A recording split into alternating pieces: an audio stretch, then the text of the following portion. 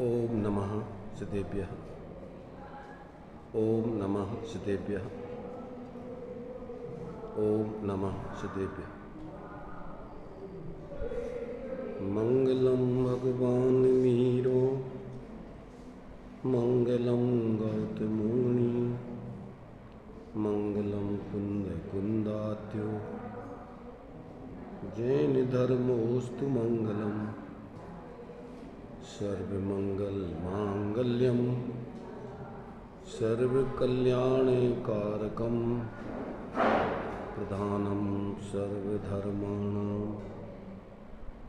जैनम जयतु शासनम, जैनम जयतु शासनम,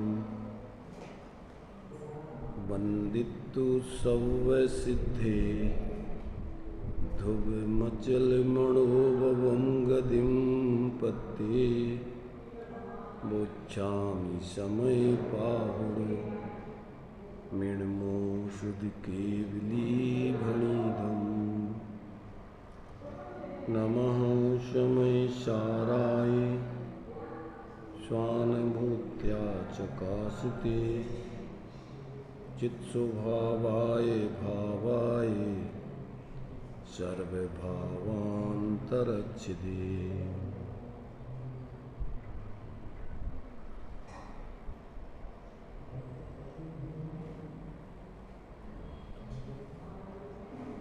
संबर अधिकार की 181, 82, 83 गाथाओं के माध्यम से चर्चा अपनी चल रही है।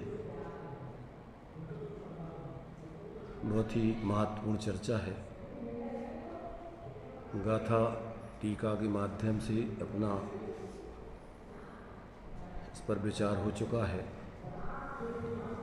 इसके ऊपर आचार्य अमृतचंद देव ने इस टीका के बीच में एक कलश भी लिखा है और जयचंद जी छावड़ा ने आदि टीका के ऊपर भावार्थ और फिर कलश के बाद फिर भावार्थ। माने ऐसा बहुत कम होता है समय सार जी में कि आचार्य अमृतचंद देव टीका के बीच में कलश लिखें और बाद में फिर टीका भी लिखें। तो ये 17वीं 18वीं गाथा के अंदर भी ऐसे ही किया है कि गाथा लिखी, उसकी टीका लिख कर के बीच में कलश लिखा, फिर टीका लिखी। माने कोई विशेष महत्वपूर्ण जब विषय होता है तो आचार्य अमृतचंद देव को बीच में अपना और भाव स्पष्ट करने के लिए बीच में कलश लिख देते हैं। तो इसमें भी ऐसे ही किया है। तो अभी जयचंद जी छावड़ा ने जो जितनी टीका लिखने के बाद और बाद बीच में जो कलश लिखा है तो उसके पहले ही भावार्थ लिखा है। तो इस भावार्थ को भी अपन पढ़ते हैं पहले। अभी तक अपन ने भेद विज्ञान की कला जो संवर का कारण है उस बात को यहाँ पर जो रागादिक भाव हैं, ज्ञानावरणादि कर्म हैं, शरीर आदि 9 कर्म हैं, इनसे ज्ञान स्वरूप आत्मा की पृथकता, ज्ञान में निर्णय करना और फिर इन रागादिक को अपने उस ज्ञान स्वरूप आत्मा से पृथक जानना, भिन्न जानना और अपने को अपने रूप अनुभव करना, ये भेद विज्ञान की कला है। और जब तक जीव को ऐसा अपने ज्ञान में वो ज्ञान स्वरूप आत्मा अनुभव में नहीं आता और ये रागादिक शरीरादिक इनमें ही मूर्छित रहता है, तब तक वो अज्ञानी बना रहता है। ये बात अपन को आचार्य देव इस समय सार में पग पग पर समझा रहे हैं। अब उसको नाम वो बहुत अलग अलग तरीके के देते रहते। कभी कहते गे गया एक संकर दोष, कभी कहते 29 भावों से पृथक, कभी कह द्रव्य कर्म भाव कर्म 9 कर्म से पृथक। सब में जो अपने लिए भाव भावक संकर दोष है उसमें भी 29 भावों से पृथकता है। क्योंकि जितने भी विकारी भाव हैं और ज्ञान स्वरूप आत्मा है या ज्ञान है, अब उसमें जब अपन भेद नहीं समझते हैं और उसमें अपन को रागी द्वेषी आदि अनुभव करते हैं तो वही भावक संकर दोष हो जाता है। और जब शरीर आदि गेय पदार्थ है जितने भी एक छित्रवगाई हो चाहे उससे भिन्न हो तो उसमें ज्ञान में वो जाने जाते हैं परंतु अपना ज्ञान स्वरूप आत्मा अलग रहता है।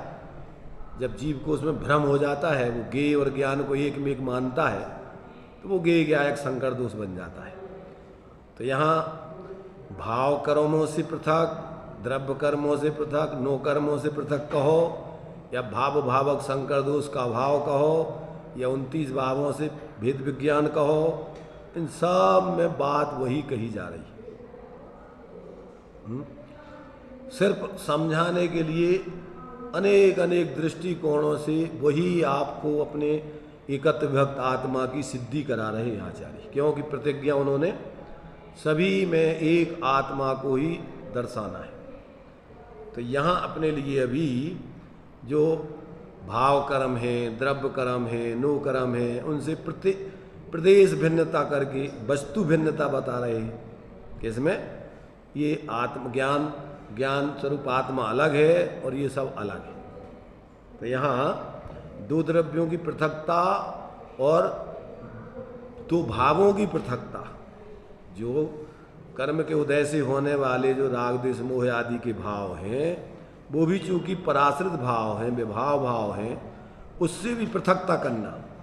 तो ये जब तक अपन को ज्ञान में अपना ज्ञान स्वरूप आत्मा और रागादिक भाव पृथक भाषित नहीं होते हैं तब तक उनमें क्या है, एकत्व बुद्धि चलती रहती है और निरंतर वो अपने को क्रोधी, मानी, मायाचारी, लोभी अथवा नो कर्मों के आधार से अपने को स्त्री पुरुष, काला गोरा, मोटा पतला अथवा अमीर गरीब, ये सब क्या है, ये सब संयोगों में एकत्वपना है।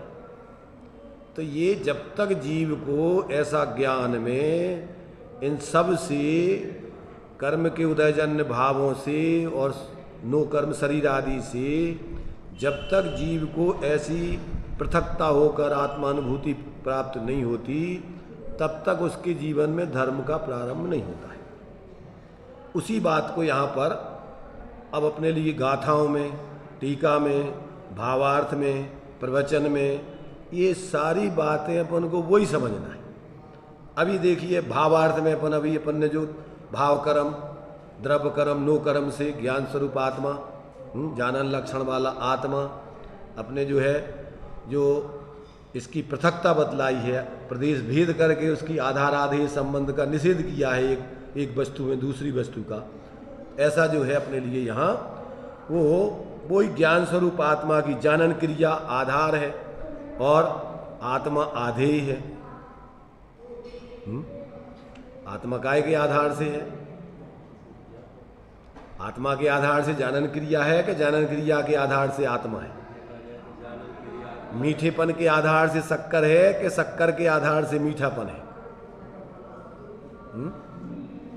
अरे भाई ये तो कथन विवक्षा भेद कथन का है, वस्तु तो अभेद है।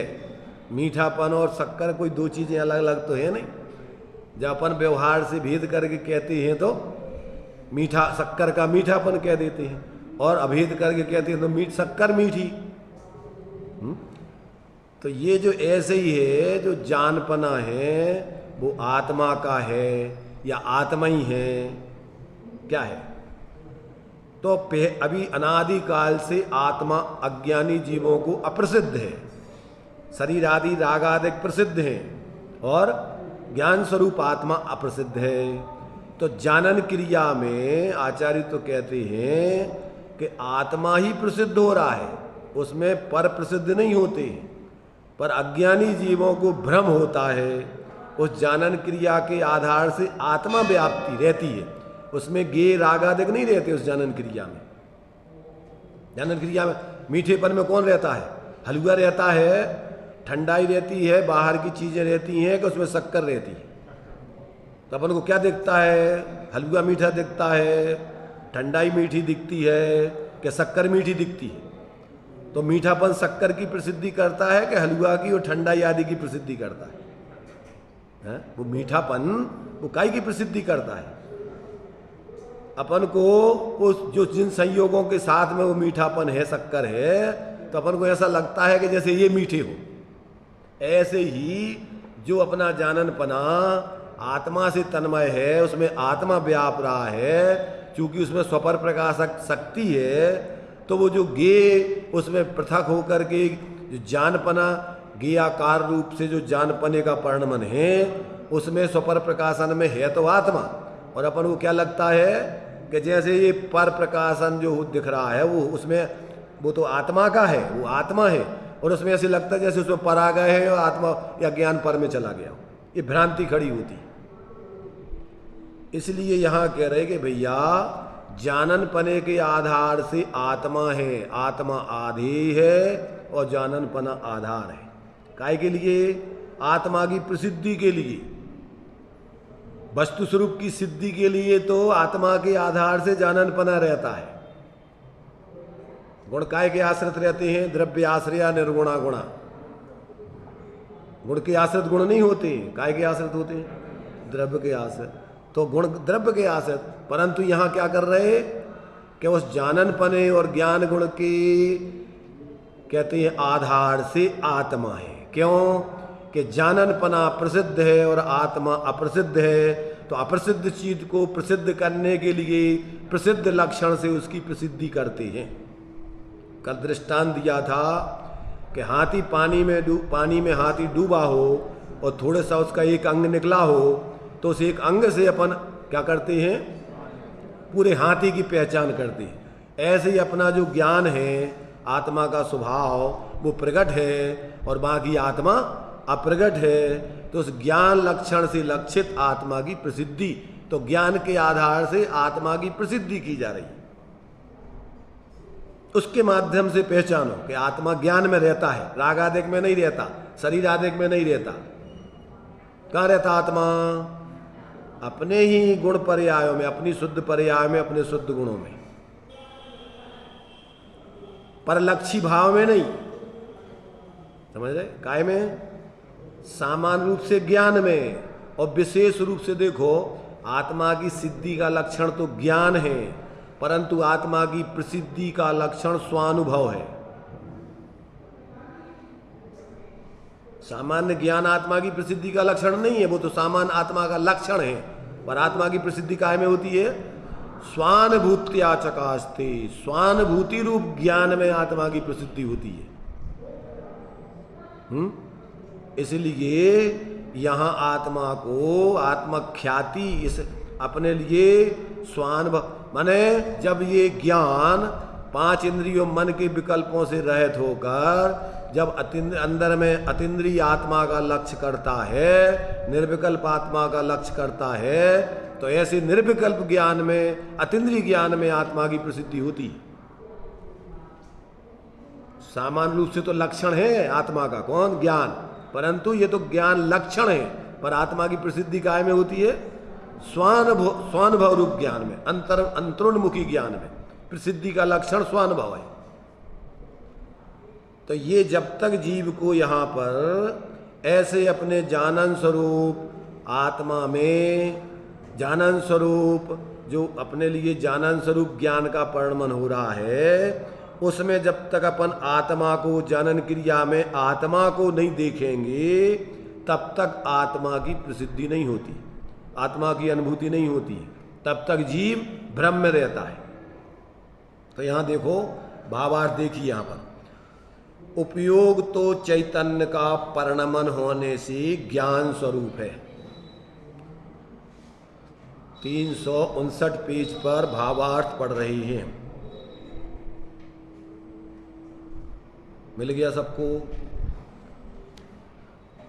ये बहुत गंभीर विषय है। इसके लिए जब तक आप उतनी गंभीरता से नहीं सुनोगे, समझोगे, तब तक ये समझ में भी नहीं आएगा। अनुभव में आने के लिए तो आपको फिर और उपयोग को सूक्ष्म करके अंतरोन्मुखी करना होगा। संपूर्ण परलक्ष्य को छोड़कर स्वलक्ष्य पूर्वक स्वरूप की अनुभूति होगी। तो पहले तो आपको समझने के लिए आपको बहुत ही सावधानी की जरूरत है, और अनुभव के लिए तो फिर परम सावधानी की जरूरत है। तो उपयोग तो चैतन्य का परिणमन होने से ज्ञान स्वरूप है। उपयोग माने जानना देखना। उपयोगो दुबियप्पो दंसन नाणम च दंसनम च दुधा चक्षु अचक्षु वही दंसन मद केवलमणेयम नाणम अट्ठव्यप्पम मदिसुदोही अनाण नाणाणी मण पज्जय केवलमबी पच्चक्ष परोक्ष भेयम चे।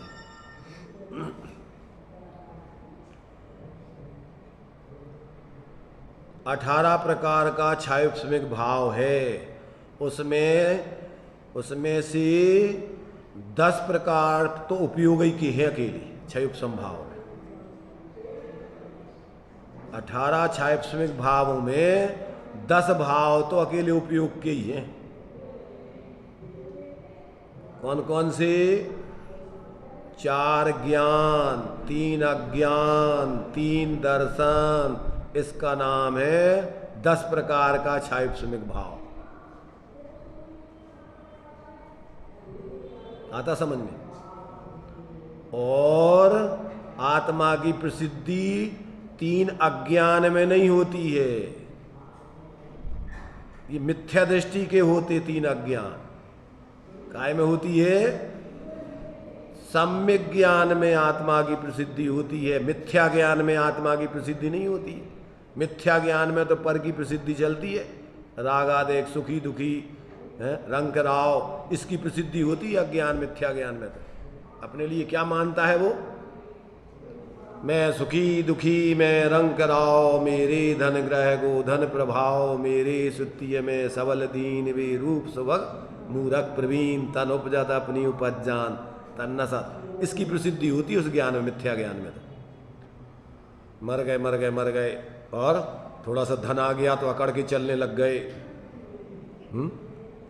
जब हम बहुत बड़े हो गए, थोड़ी गाड़ी माड़ी डिब्बा ले लिया थोड़ा, तो उसमें बैठ करके और जमीन पे चलने वालों को फिर नहीं लगता कि ये कुछ है आदमी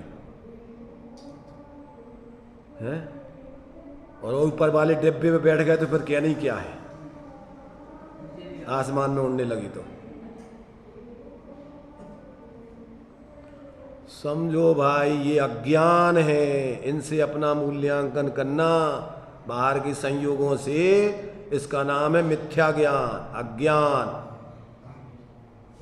जब तक आप अपने को ज्ञान लक्षण से लक्षित अंतर में, जिसमें से वो ज्ञान निरंतर प्रकट हो रहा है, उस ज्ञान को उसमें जोड़ के निर्विकल्प आत्मा की अनुभूति नहीं करोगे, तब तक आत्मा की प्रसिद्धि और दंभ टूटेगा नहीं, मान गलत नहीं होगा। 8 प्रकार का मद, क्षयोपशम ज्ञान का भी मद।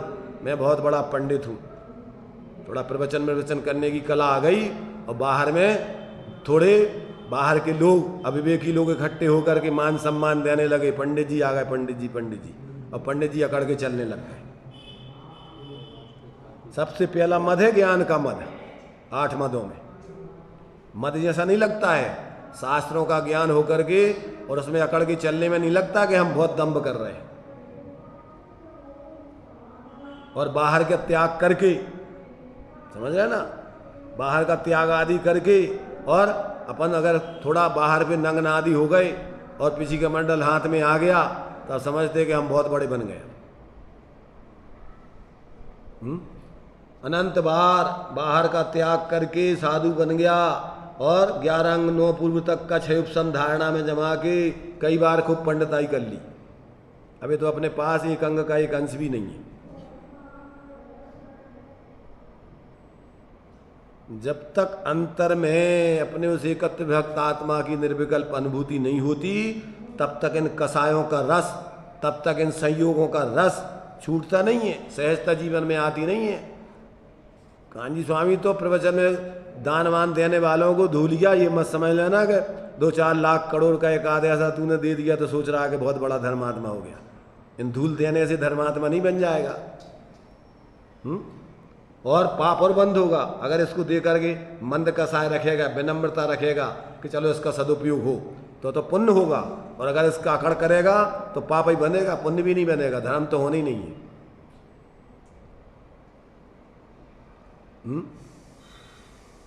क्या कह रहे हैं? 18 भावों में मूल में तो कितने भाव? सम्यक दृष्टि के जीवन में मूल में कितने भाव होते हैं? 4, 3, 7 भाव सम्यक दृष्टि की मुख्यता से है उसमें 18 में। 11 भाव तो सामान्य रूप से है, मिथ्या दृष्टि के भी होते हैं। 5 लब्धियां सामान्य रूप से सबके होती हैं।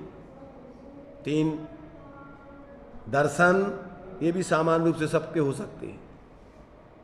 उसमें 2 भेद हैं। अवधि दर्शन में कोई मिथ्यात्व में भी मानते हैं अवधि दर्शन, कोई सम्यक में मानते हैं, तो उसमें भी सामान्य रूप से मिथ्यात्व में भी होता है, तो वो तो सामान्य कॉमन हो गया। और 3 अज्ञान कितने हो गए? 5, 3 8 और 3 11, ये तो मिथ्या दृष्टियों के भी हो सकते हैं। अब जब सम्यक दृष्टि हो जाएगा तो फिर इनमें से 3 निकल जाएंगे। क्या निकल जाएंगे? 3 18 भावों में से 3 अज्ञान मिथ्या ज्ञान निकल जाएंगे और 15 भाव उसके जीवन में रहेंगे।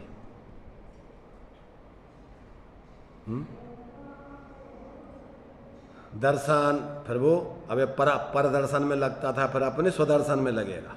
उसका दर्शन आत्मदर्शन पूर्वक ज्ञान होगा फिर। और 6 उपसम सम्यक, देश संयम, सकल संयम, बाहर में आचरण में फिर उसके देश संयम सकल संयम होगा। ये अवरत दशा में अनंतान मंदी कसाय के अभाव पूर्वक की बीतरागता होगी। तो ये ज्ञान जब तक पर की प्रसिद्धि करता है, जब तक वो ज्ञान अपने आत्मा की प्रसिद्धि नहीं करता, तब तक वो ही ज्ञान मिथ्या ज्ञान है, अज्ञान है, कुज्ञान है। मति श्रुत अवधि, उसको कुमति कुश्रुत कुअवधि बोलते हैं। अपन द्रव्य संग्रह पढ़ चुके ना, तो मति श्रुत ओही अणाण नाणाणी, मति श्रुत अवधि अणाण, अज्ञान रूप भी होते हैं और नाणाणी माने ज्ञान रूप भी होते हैं। तो ये जो है ये अपन को समझना, ज्ञान वही है, सामान्य रूप से आत्मा का लक्षण है, चाहे मिथ्या दृष्टि हो चाहे सम्यक दृष्टि, वो तो जीव मात्र का लक्षण है। कौन सा? कौन सा? जो ज्ञान सभी का प्रकट उपयोग रूप हो रहा है, जानना देखना जानना देखना, वो तो सामान्य रूप से जीव का लक्षण है। अब वही ज्ञान जब पर की प्रसिद्धि करता है उस ज्ञान में, तो वही ज्ञान मिथ्या ज्ञान बन जाता है। जैसे हमने बताया था ना कि पुत्र पैदा होता है, कुपुत्र सुपुत्र तो बाद में बनते हैं। ऐसे ही आत्मा में से तो निरंतर उपयोग लक्षण जानना देखना बह रहा है। अब वो ज्ञान अब काय की प्रसिद्धि कर रहा है? वो ज्ञान जिस आत्मा का है उस आत्मा की प्रसिद्धि कर रहा है उस ज्ञान से, कि पर की प्रसिद्धि कर रहा है? समझना, वो ज्ञान किसका है, वो किसकी प्रसिद्धि कर रहा है बताओ? अरे उसमें तो आत्मा व्याप रहा है। उस ज्ञान का जो निरंतर पढ़ना, ज्ञान की प्रतिपल उठे तरंग, झांकता उसमें आत्म राम, आबाल चाहे मिथ्या दृष्टि हो, गोपाल चाहे सम्यक दृष्टि भगवान हो, सबके अंदर क्या है? वो ज्ञान जानपना बरत रहा है। आबाल गोपाल सबके बरत रहा है। पर अब वो आबाल में क्या, अज्ञानी क्या करता है कि वो ज्ञान में आत्मा नहीं देखता है, उस ज्ञान में क्या गे देखता है, रागादिक देखता है। बस इतना सा अंतर है। अगर उस ज्ञान में क्या देखने लग जाए कि ये ज्ञान गेयों का नहीं है, गेयों से नहीं है, कैसे है ये आत्मा से है, आत्मा ही है। कठिन है। अभी तो जिनको थोड़ा अध्ययन या अभ्यास नहीं हो तो अभी तो ऐसा लगता है कि कहाँ की चर्चा चल रही है। अपनी चर्चा चल रही है। आबाल गोपाल सबकी चर्चा चल रही है, जीव मात्र की चर्चा है। कि जाति पाति संप्रदाय वाली चर्चा नहीं है, निश्चय वालों की, के व्यवहार वालों की, कि किसकी चर्चा है? ये जीव मात्र की चर्चा है। हिंदू मुसलमान भी नहीं, सब जीव में, और सब उपयोग लक्षण से लक्षित है। ये सब कल्पना है उनकी, हिंदू मुसलमान 13 पंथी 20 पंथी आदि आदि जो भी है, ये सब क्या है? ये मिथ्या कल्पना है। सांप्रदायिक बुद्धि से। समझना समझना, अंदर में यदि अपने भी भ्रम हो तो ज्ञान में समझ के तोड़ना। ताते जिनवर कथित तत्वाभ्यास करीजिए वो संशय विभ्रम मोह त्याग। ये भगवान जनेन्द्र के तत्वों का उपदेश चल रहा है। ये स्वयंद्रों की उपस्थिति में जो उपदेश दिया था वही उपदेश है। ये किसी के घर का नहीं है। किसका है? किसका उपदेश है? ये भगवान जनेन्द्र का उपदेश है, समूषण से आया हुआ है। अपन पढ़ते मंगलाचरण में क्या पढ़ते हैं? ओंकार बिंदु संयुक्तम नित्यम ध्यायन्ति योगना कामदम मोक्षदम जीवे ओंकाराय नमो नमः। अविरल शब्द घन उगा प्रक्षालित सकल भूतल मल कलंका मुनि भीर उपासित तीर्था सरस्वती हर्तनो दुरितान अज्ञान तिमरांधानाम ज्ञानांजन सलागया चक्षुरुन्मीलितं येन तस्मै श्री गुरुवे नमः। परम गुरुवे नमः, परंपराचारी गुरुवे नमः। सकल कलुष विध्वंसकम श्रेषाम परिवर्धकम धर्म संबंधकम भव्य जीव मना प्रतिबोध कारकमिदम शास्त्रम अस्य मूल ग्रंथ कर्तारा श्री सर्वज्ञ देवा तदुत्तर ग्रंथ कर्तारा श्री गणधर देवा प्रति गणधर देवा तेसाम वचनानुसारम। किस कार्य है उपदेश? ये भगवान सर्वज्ञ देव का ही उपदेश चला रहा है, परंपरा से बहता हुआ। ये किसी के घर का नहीं है, किसी का व्यक्ति का नहीं है, और सभी का है, जीव मात्र का है। जब ऐसा अपन पक्षातिक्रांत होकर सुने समझें और अंदर में पक्षातिक्रांत स्वरूप को देखें तो जीवन में पक्षातिक्रांत हो गए अपन निष्पक्ष जीवन में प्रारंभ हो गए।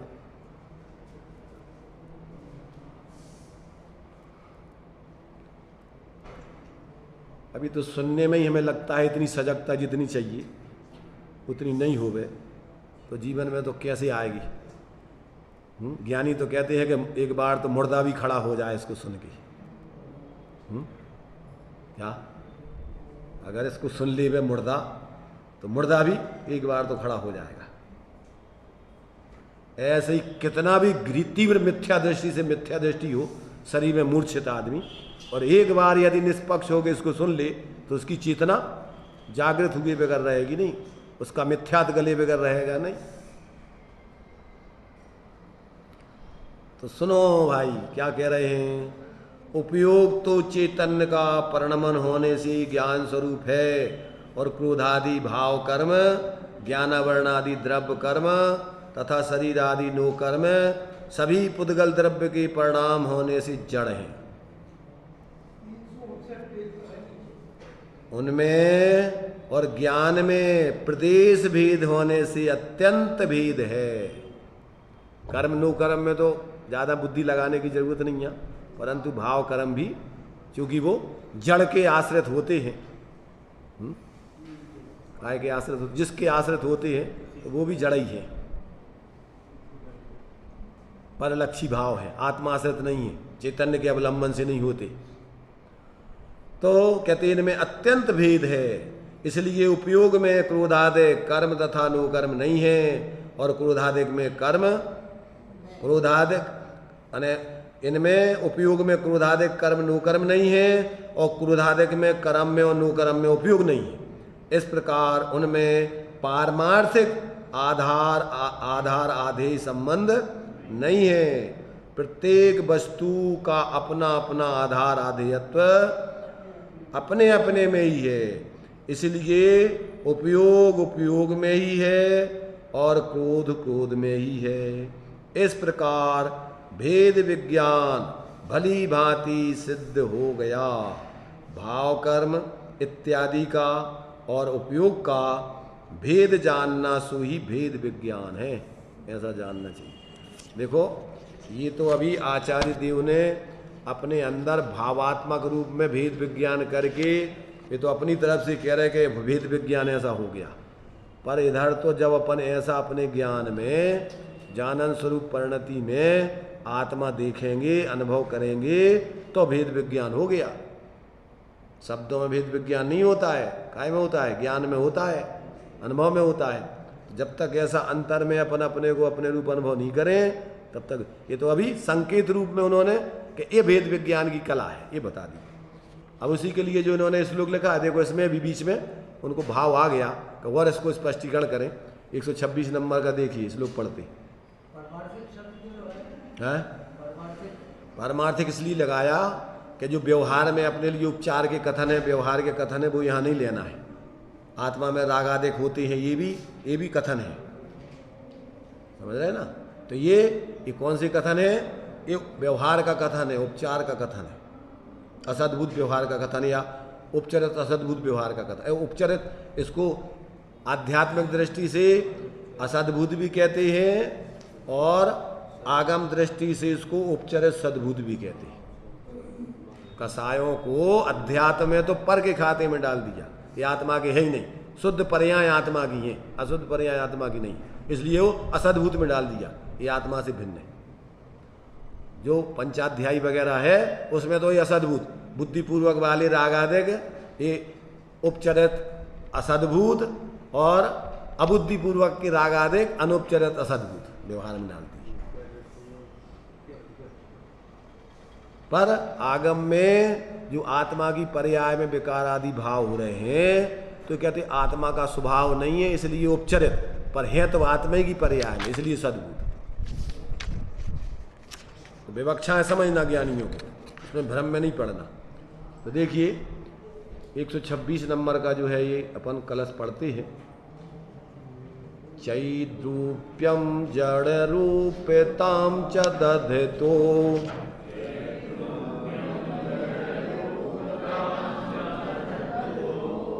कृत, बोलो मत, बोलते हम बोलते, आप लोग साथ में बोलो। कृत्वा विभागम द्वयोर अंतर दारुण दारणेन परितो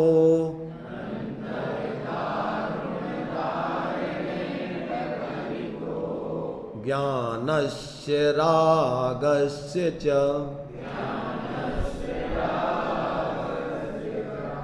भेद ज्ञान मुदेति निर्मलमिदम्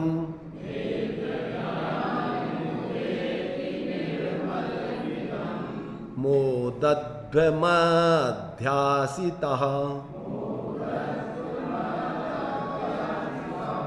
शुद्ध ज्ञान घनौघ मेघ मधुना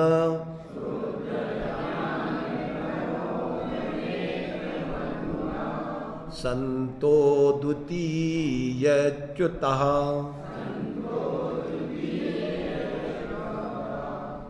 इसका नाटक समय सार में जो अनुवाद किया गया है सवैया 23, देखो उसको भी पढ़ लेते हैं ताकि उसका अपन को भाव भाषण हिंदी अपनी भाषा में आ जाए। इसका संस्कृत जो बोला इसका है हिंदी में सवैया 23 इसको हम पढ़ रहे हैं। उसका अर्थ है शुद्ध सुछंद अभेद अबाधित भेद विज्ञान सुतीक्षण आरा अंतर भेद स्वभाव विभाव करे जड़ चेतन रूप दुफारा सो जिन के ओर में उपजो न रुचेतन को पर संग सहारा आत्म को अनुभव करते हर खे पर मातम धारा। क्या कह रहे? शुद्ध सुतंत्र एक रूप निराबाद भेद ज्ञान रूप तीक्ष्ण करोत भीतर प्रवेश करके स्वभाव विभाव और जड़ चेतन को जुदे जुदे कर देता है। वह भेद विज्ञान जिनके हृदय में उपजा है। शुद्ध स्वच्छंद अभेद अबाधित भेद विज्ञान सुतीक्षण आरा अंतर भेद स्वभाव विभाव करे जड़ चेतन रूप दुफारा। स्वभाव विभाव को और जड़ चेतन को, जड़ चेतन की परिणति और स्वभाव विभाव की परिणति, इनका दुफारा अलग अलग कर देता है। तो कहते हैं कि जुदे जुदे जो कर देता है वह भेद विज्ञान जिनके हृदय में उपजा है उन्हें शरीर आदि पर वस्तु का आश्रय सुहाता नहीं है। क्या है कि जिनके ऐसा हो गया, सो जिनके उर में उपजो न रुचे तिनको पर संग सहारा, उनको पराधीनता सुहाती नहीं है। तो कहते उनके लिए फिर पर का संग सुहाता नहीं है, वे आत्म अनुभव करके प्रसन्न होते हैं और परमात्मा का स्वरूप निरंतर पहचानते रहते हैं। इसमें इन्होंने भावार्थ दिया है कि ज्ञान परभाव से रहित है, इसलिए शुद्ध है, निज पर का स्वरूप बतलाता है, इसलिए स्वच्छंद है, इसमें कोई पर वस्तु का मेल नहीं है, इसलिए एक है, नए प्रमाण की इसमें बाधा नहीं है, इसलिए अबाधित है।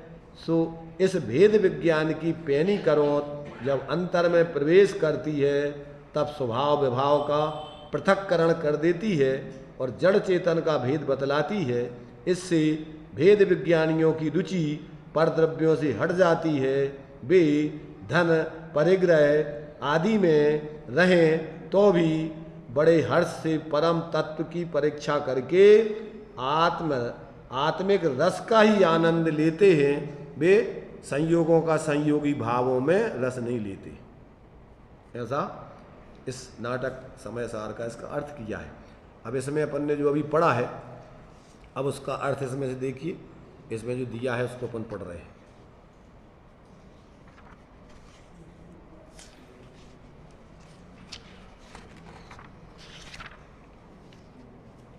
चैद्रूप्यम जड़ रूपताम च दधतो ज्ञानस्य रागस्य च, चिद्रूपता को धारण करने वाला ज्ञान और जड़ रूपता को धारण करने वाला राग, द्वयो दोनों का अंतरंग में दारुण दारुणेण, क्या करते हैं, दारुण विदारण माने विदारण के द्वारा, भेद करने वाले उग्र अभ्यास के द्वारा, परितः विभागम कृत्वा सभी ओर से विभाग करके संपूर्णतया दोनों को अलग अलग करके इदम निर्मलम भेद विज्ञानम उदेति, यह निर्मल भेद ज्ञान उदय को प्राप्त होता है अंतरात्मा में जो ऐसा कर लेते।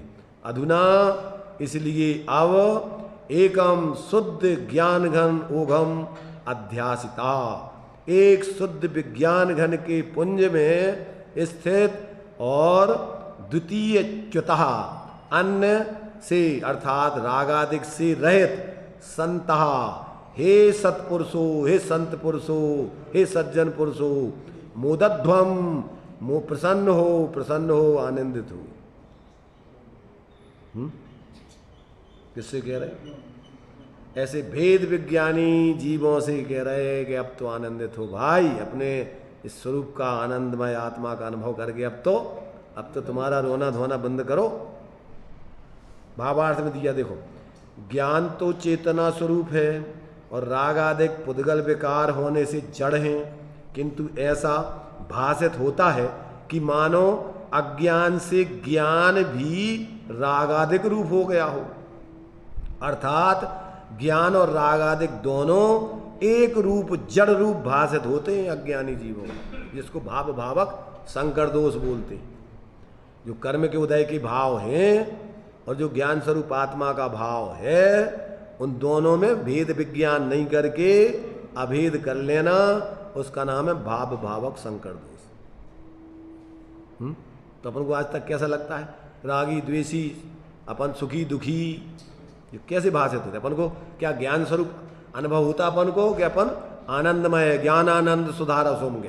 क्या अपन को ज्ञान आनंद स्वरूप अनुभव करते कि सुखी दुखी, क्रोधी मानी मायाचारी, अमीर गरीब, स्त्री पुरुष, किस रूप अनुभव करते? प्रदीप भाई सुनाई दे रहा? कैसा लगता अपन को अभी तक अपन को कैसा अनुभव होता है? अपन कैसा अपने आप को अनुभव करते अभी तक? 13 पंथी 20 पंथी निश्चय व्यवहार कैसा अनुभव करते अपन? स्वामी जी वाले के मुनि वाले कैसा अनुभव करते अपन अपने को? अपने को चैतन्य स्वरूप अनुभव नहीं करते, स्वामी जी वाले अनुभव करते। सांप्रदायिक बुद्धि हो गई, कोई स्वामी जी वाला नहीं है। स्वामी जी तो अपने थे, वे किसी के नहीं थे। जो लोग अपने को चैतन्य स्वरूप नहीं मान के स्वामी जी माने वालते हैं, और जो लोग दूसरे भी सोचते हैं कि ये स्वामी वाले हैं, वे भी गृहीत मिथ्या दृष्टि है। जो अन्य जीवों को जीव नहीं देखते हैं, वो किसी दूसरे संयोग से उनका मूल्यांकन करते हैं, वे गृहीत मिथ्या दृष्टि है। और जो अपने को भी ऐसे उनके कहने से मान लेते हो, तो वे भी गृहीत मिथ्या दृष्टि है। अपने को चैतन्य स्वरूप अनुभव नहीं करते। आत्मा का क्या है स्वरूप? चेतन का उपयोग रूप, क्या सौनगढ़ स्वरूप? कैसा है आत्मा? अरे निश्चय व्यवहार, ये सब लड़ने झगड़ने की अपन ने भी बना रखी है पार्टियां। आत्मा निश्चय और व्यवहारात्मक दोनोंमय है। अभेद का नाम निश्चय है, भेद का नाम व्यवहार है। तो इसलिए टोडामल जी ने लिखा है, कोई न निश्चय से आत्मा को शुद्धमान हुई है, स्वच्छंद न पिछाने निज शुद्धता। कोई व्यवहार दान तपशील भाव, कोई आत्मा को हित जान छोड़त न उद्धता। कोई व्यवहार न निश्चय के मारक को भिन्न भिन्न जानकर करत निज उद्धता। जब जाने निश्चय के भेद व्यवहार सब। कैसे कहते निश्चय व्यवहार? इसी अभेद वस्तु को भेद करके कथन करना, उसका नाम व्यवहार है। अभेद करके कथन करना निश्चय, और भेद करके कथन करना व्यवहार। संयोग की तरफ से कथन करना, ये भी उपचार। और सम्यक ज्ञानी सब समझता है कि ये कौन सा कथन है, और सम्यक ज्ञान में ही निश्चय व्यवहार प्रकट होते हैं। मिथ्या दृष्टि के जीवन में ना निश्चय होता है ना व्यवहार होता है, दोनों का भ्रम होता है।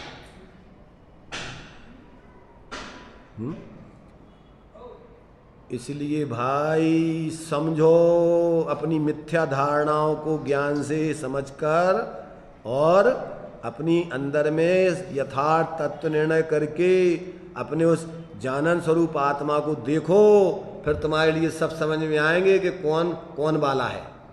सब तुम्हें फिर चैतन्य स्वरूप दिखाई देंगे, कोई किसी वाला नहीं दिखेगा। सब भगवान है, कोई किसी का नहीं है। एक वस्तु दूसरी वस्तु की होती नहीं है।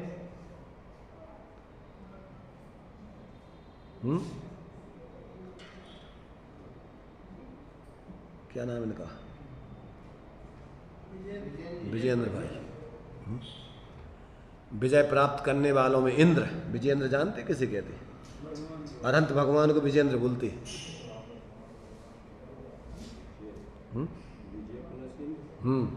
जिन्होंने संपूर्ण मोह राग देश आदि पे विजय प्राप्त कर ली, उनके इंद्र। तो चौथे गुण स्थान से एक देश विजयेंद्र, एक देश विजय वाले, और उनके स्वामी विजयेंद्र। बताया तुम्हें किसे कहते विजयेंद्र?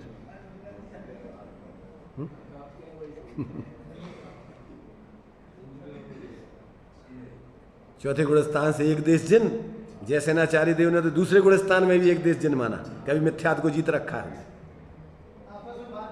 तो जीतने वालों में इंद्र श्रेष्ठ विजयेंद्र है। तो अपन अभी मोह राग देश से हार रहे हैं कि अपन ने उनको जीता है। रात दिन उन्हीं में पराधीनता में जी रहे कि अपना स्वाधीन जीवन अपन ने प्रकट किया है। समझो, सब अपने अपने में समझो, और अपने ही को समझना। स्वाध्याय में तो स्वयं का अध्ययन करना, सबको एक दूसरे की तरफ नहीं देखना है। कौन क्या कर रहा है वो जाने, उसका काम जाने।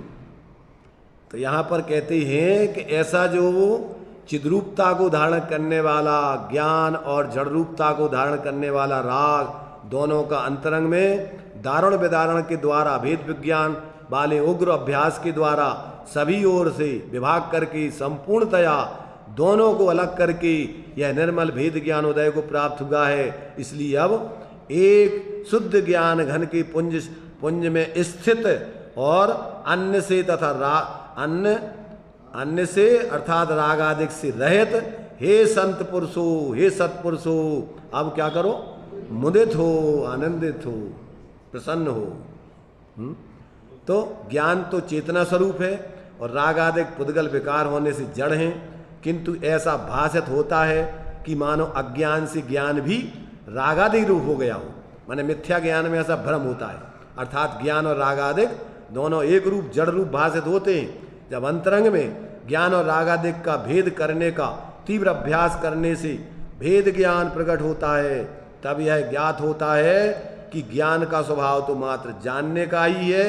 ज्ञान में जो रागादिक की कलुषता आकुलता रूप संकल्प विकल्प भाषित होते हैं, वे सब पुद्गल के विकार हैं, जड़ हैं। इस प्रकार ज्ञान और रागादिक के भेद का स्वाद आता है, अर्थात अनुभव होता है। किसको?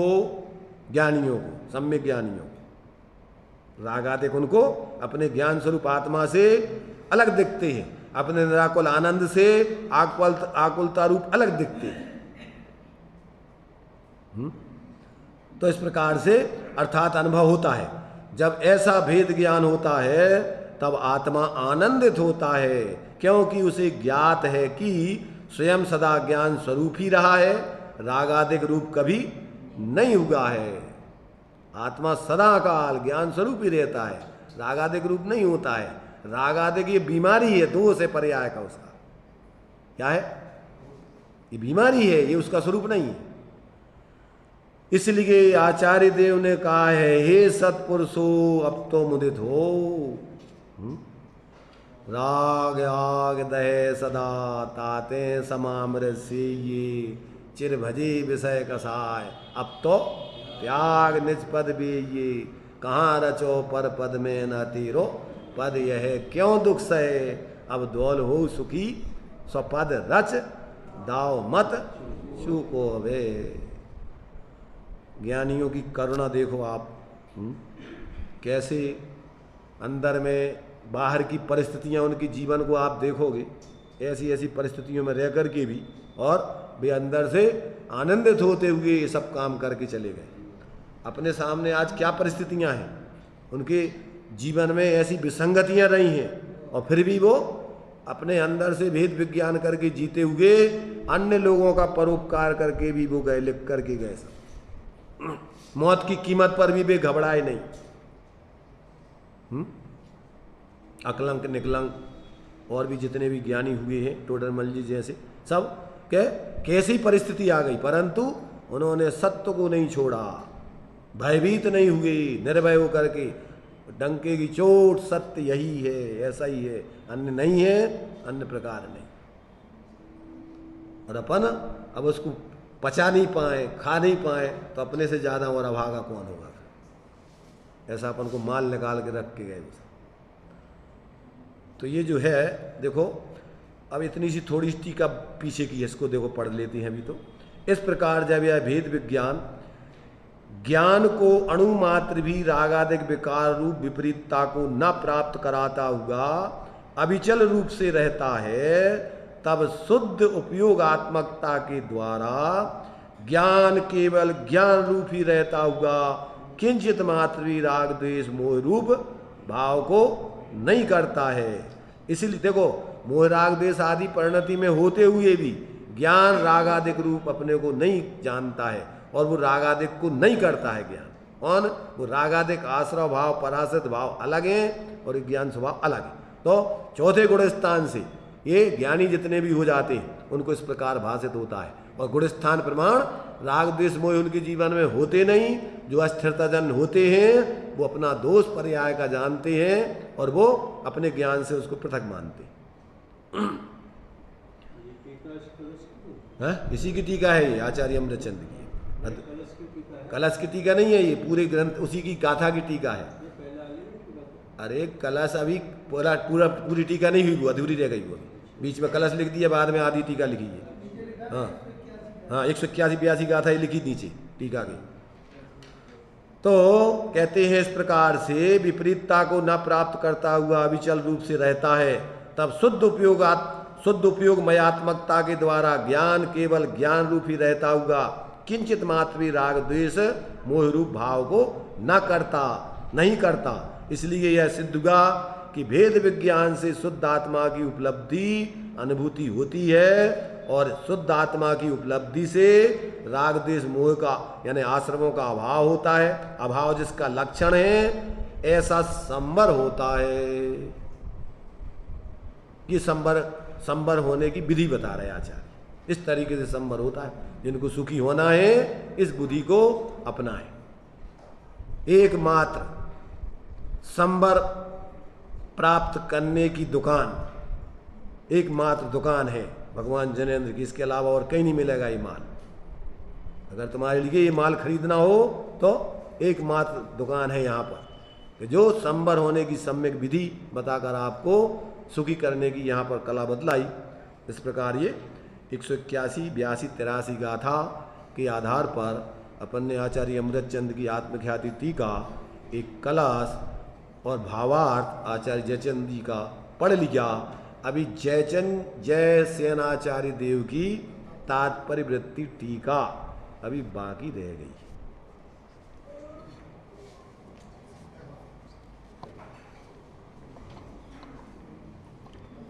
यदि अवसर चूका तो भव भव पछताएगा, फिर काल अनंत अरे दुख का घन छाएगा। जो जाना चाहते जा सकते हैं। इतना सुंदर अवसर मिलना फिर दुर्लभ है। ऐसी भेद विज्ञान की अपूर्व चर्चा हमें प्राप्त हो रही है। अभी भी अगर हम आत्मा की अनुभूति नहीं कर पाए, ऐसी ज्ञान की और राग की पृथकता, ऐसी शुद्ध चिद्रूप की धुन सुनने के बाद भी हमारा अगर मन मयूर नहीं नाच पाया और हमने आत्मानुभूति नहीं की, तो हमसे बड़ा अभागा कोई नहीं होगा। ऐसे ज्ञानियों का समागम बार बार नहीं मिलता है और हम इसको भेद विज्ञान को, उत्कृष्ट भेद विज्ञान को अपनाएं और स्वानुभव की ओर बढ़ें। किसी मंगल में भाव।